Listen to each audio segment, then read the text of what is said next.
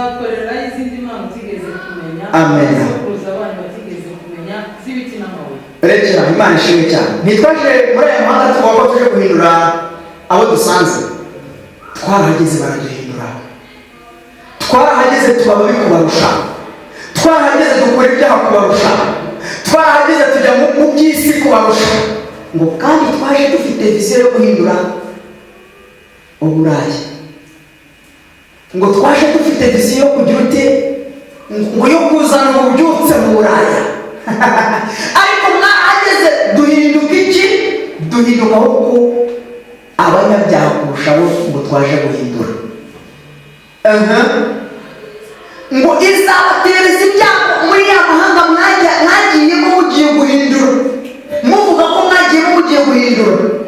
Twaje mu Bubiligi tuvuga ngo tuje guhindura Ababiligi. None twahageze tuba babi kubarusha.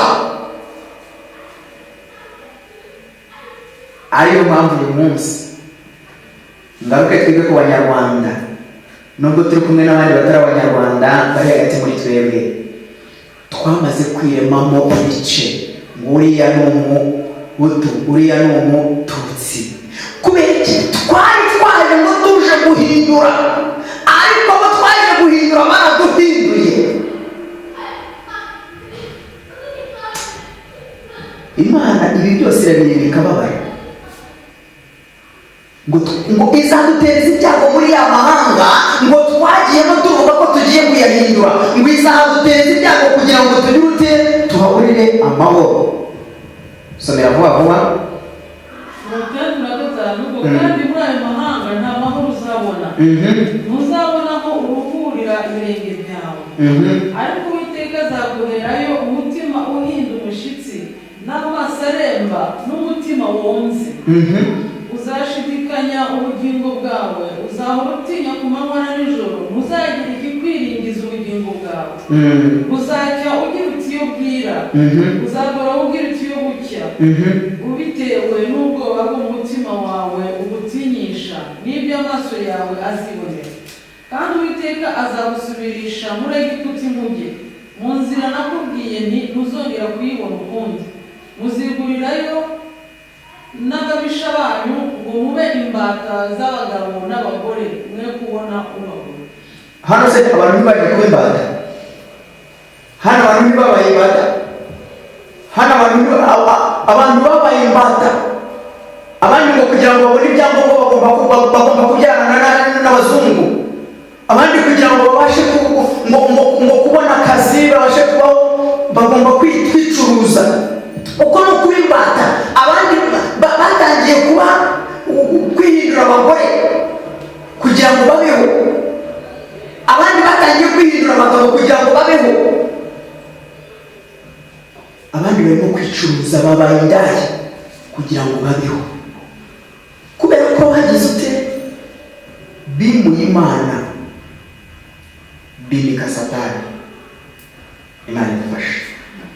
Ndagira ngo mwibazanye amagambo muri uko turushaho kugenda twimura Imana, ariko ibibazo biri kurushaho kugenda biturenga kubera ko Imana yagiye kure yacu, kubera ko twagiye kure yayo. Ndagira ngo dusome umurongo umwe murebe ukuntu ducumuzwa n'akamanyu k'umutsima. Imigani 28 ku murongo wa 24. Imigani 28 umurongo wa 24. Murebe ukuntu ducumuzwa n'akamanyu k'umutsima. Byose bigahita biba zero. Byose bigahita biba zero kubera kwimura Imana. Wacumujwe n'akamanyu k'umutsima, ntunahanga. Akamanyu k'umutsima ndatekereza ko katagwa hasi. Dusomere Imigani 28:24 handitse ngo kurobanura ku butoni si byiza, kandi si byiza ko umuntu acumuzwa n'akamanyu k'umutsima. Kurobanura ku butoni si byiza, ngo kandi si byiza ko umuntu acumuzwa n'akamanyu k'umutsima. Twaje mu mahanga kuyahindura, ariko ayo mahanga yaraduhinduye. Twaraje dutangira kurobanura ku butoni, dutangira kurobanura ku butoni, dutangira kureba uyu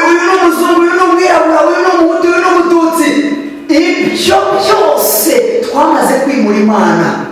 Niyo mpamvu rero niba twari muri Imana nayo izimuka mu byacu kandi izimuka mu migambi yacu yose. Imana idufashe. Ariko ndagira ngo nongere mubwire ngo mwene data, uyu munsi ongera ubitekerezaho neza aho uri hose. Ongera ubyibazeho, ese kuko Imana yubatse muri njyewe cyangwa Imana narayimuye? Nusanga wari muri Imana wihane mu mutima wawe.